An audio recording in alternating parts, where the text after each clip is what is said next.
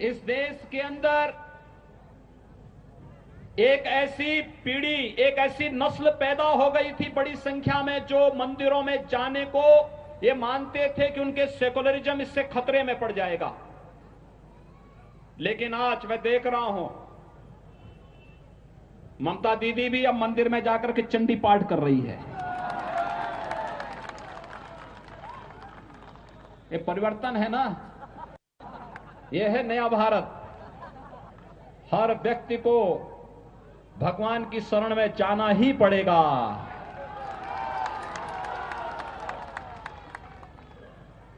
वैसे कांग्रेस के नेता राहुल जी भी चुनाव के समय मंदिर मंदिर जाते हैं,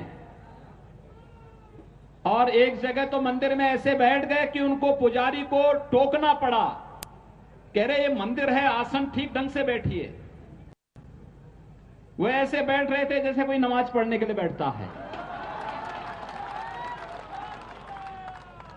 तो पुजारी को समझाना पड़ा, कहा भाई ये मंदिर है, पवित्र स्थान है, और यहां की पवित्रता और यहां की मर्यादा का ख्याल रखो। लेकिन कम से कम सबका साथ सबके विकास के मोदी जी के मंत्र ने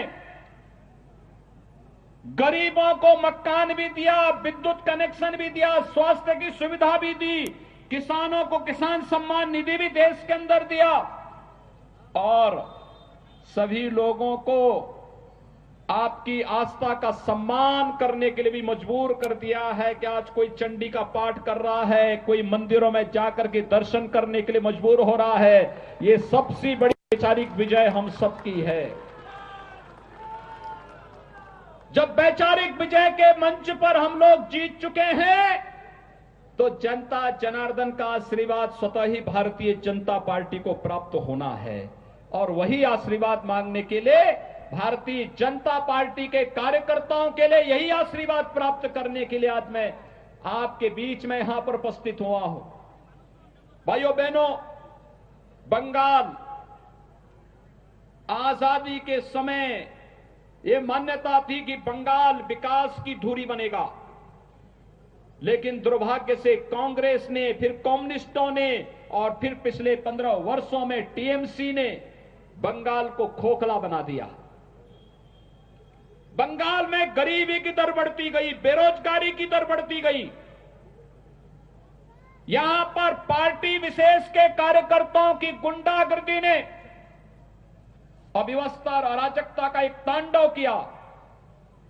आज आप देख रहे होंगे उत्तर प्रदेश में हम लोगों ने 4 वर्ष से भारतीय जनता पार्टी की सरकार उत्तर प्रदेश में है, 40 लाख गरीबों को प्रधानमंत्री आवास मिला है, 1 करोड़ 38 लाख परिवारों को विद्युत के निःशुल्क कनेक्शन मिले हैं, 1 करोड़ 56 लाख परिवारों को रसोई गैस के निःशुल्क कनेक्शन उपलब्ध हुए हैं, और यही नहीं 6 करोड़ की आबादी को आयुष्मान भारत का 5 लाख रुपए का सालाना स्वास्थ्य बीमा का कवर मिला है, और 2 करोड़ 42 लाख किसानों को प्रधानमंत्री किसान सम्मान निधि का लाभ अकेले उत्तर प्रदेश में मिला है। भाइयों बहनों, उत्तर प्रदेश जैसे बड़े राज्य में इतनी सुविधाएं मिल सकती हैं, तो बंगाल में क्यों नहीं? बंगाल में टीएमसी की सरकार जनता को इन विकास की सुविधाओं से वंचित करना चाहती है, इन सुविधाओं को नहीं लेने देना चाहती है, और यही कारण है विकास के मोर्चे पर बंगाल पिछड़ता गया। यहां गरीबी बढ़ती गई, बेरोजगारी बढ़ती गई, और आज इसीलिए प्रधानमंत्री मोदी जी के आह्वान पर, अमित शाह जी के, गृह मंत्री अमित शाह जी के आह्वान पर, भारतीय जनता पार्टी के राष्ट्रीय अध्यक्ष माननीय श्री जगत प्रकाश नड्डा जी के आह्वान पर भारतीय जनता पार्टी का एक एक कार्यकर्ता बंगाल के नागरिकों को न्याय देने के लिए एक बार फिर से इस चुनावी समर में सबके सामने आया है, और मैं आप सबका आह्वान करना चाहूंगा, बंगाल को टीएमसी, कांग्रेस और कम्युनिस्टों की गुंडागर्दी का अड्डा नहीं बनने देना है और इसके लिए हमें एक बार फिर से अंगड़ाई लेनी पड़ेगी। भाइयों बहनों, मुझे आश्चर्य होता है, यहां का टीएमसी की सरकार पिछले 15 वर्षों से गौ तस्करी करके गौ माता को बंगाल पहुंचा देती है, कटने के लिए पहुंचा देती है। उत्तर प्रदेश में हम गौ तस्करी भी नहीं होने देते और गाय को कटने भी नहीं देते हैं। मैं पिछले दिनों टीएमसी के एक मंत्री का बयान पढ़ रहा था। वो बेशर्मी के साथ गाय को काटने की वकालत कर रहा था। पता नहीं क्यों ममता दीदी ने उसे अपने मंत्रिमंडल में रखा था। उसको उसी दिन बर्खास्त करके बाहर का रास्ता दिखाना चाहिए था, लेकिन क्योंकि उनकी नेता स्वयं ही इस बात के लिए उनको प्रश्रय देती है। यहां पर अवैध घुसपैठ के कारण पश्चिमी बंगाल में और खासतौर पर इस सीमावर्ती क्षेत्रों में यहां के गरीबों का राशन अवैध रूप से घुसपैठ करने वाले लोग खा जाते हैं और यहां का गरीब देखता ही रह जाता, उसको सुविधा का लाभ नहीं मिल पाता है। लेकिन भारतीय जनता पार्टी आज आपके सामने इन सभी समस्याओं का समाधान लेकर के आई है और इसलिए मेरी आप सबसे अपील है, भारतीय जनता पार्टी के प्रत्याशी श्री बानेश्वर महतो को भारतीय जनता पार्टी ने अपने प्रत्याशी के रूप में आपके बीच में उतारा है और मेरी आप सब अपील है, भाइयों बहनों, श्री बानेश्वर महतो एक जुझारू कार्यकर्ता है, आपके लिए लड़ाई लड़ने की क्षमता रखता है।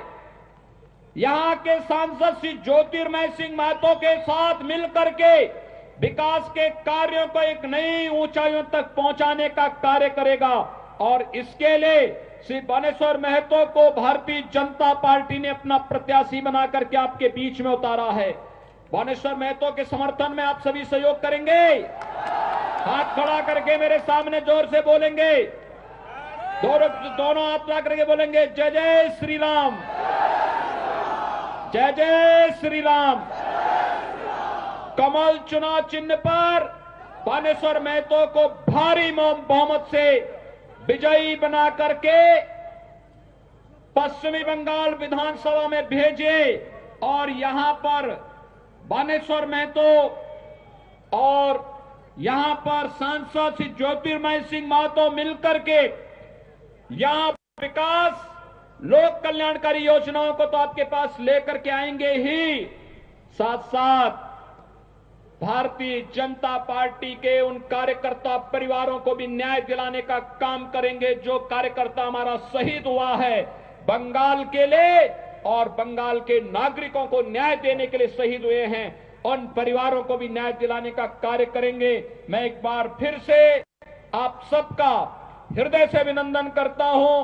बंगाल की सांस्कृतिक राष्ट्रवाद की धरती को कोटि कोटि नमन करते हुए भारतीय जनता पार्टी को भारी बहुमत से विजयी बनाने की अपील आप सबसे करते हुए अपनी वाणी को देता हूं विराम।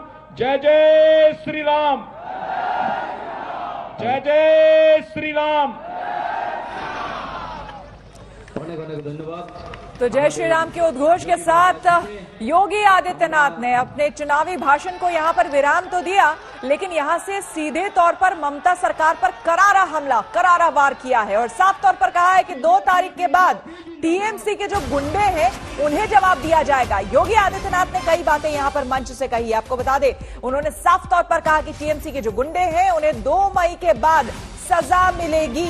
योगी आदित्यनाथ ने यह भी कहा कि ममता दीदी भी मंदिर मंदिर जा रही है। मोदी सरकार ने ये नौबत ला दी। जनता पार्टी के जो कार्यकर्ता जिन्हें टीएमसी के परिवारों ने जिनकी हत्या कर दी थी, निर्मम हत्या कर दी थी, वे 3 परिवार इस मंच पर मेरे साथ यहां पर आए थे। उन्होंने मुझसे अपना परिचय दिया। मुझे देख करके यहां की टीएमसी की सरकार की गुंडागिर्दी और उनके मानवीय कृत्यों पर देख करके क्षोभ हो रहा था। और तब मुझे लग रहा था कि अब इनके बहुत लंबे समय तक इनकी गुंडागिर्दी और इनकी अराजकता अब नहीं चल पाएगी। मात्र 45 दिन बाकी हैं। 2 मई के बाद टीएमसी की सरकार की विदाई सुनिश्चित है। वैसे एक परिवर्तन तो हुआ है। 2014 के पहले इस देश के अंदर एक ऐसी पीढ़ी, एक ऐसी नस्ल पैदा हो गई थी बड़ी संख्या में, जो मंदिरों में जाने को ये मानते थे कि उनके सेकुलरिज्म इससे खतरे में पड़ जाएगा। लेकिन आज मैं देख रहा हूं ममता दीदी भी अब मंदिर में जाकर के चंडी पाठ कर रही है। ये परिवर्तन है ना, ये है नया भारत। हर व्यक्ति को भगवान की शरण में जाना ही पड़ेगा। वैसे कांग्रेस के नेता राहुल जी भी चुनाव के समय मंदिर मंदिर जाते हैं और एक जगह तो मंदिर में ऐसे बैठ गए कि उनको पुजारी को टोकना पड़ा। कह रहे ये मंदिर है, आसन ठीक ढंग से बैठिए। वो ऐसे बैठ रहे थे जैसे कोई नमाज पढ़ने के लिए बैठता है। तो पुजारी को समझाना पड़ा, कहा भाई ये मंदिर है, पवित्र स्थान है और यहां की पवित्रता और यहां की मर्यादा का ख्याल रखो।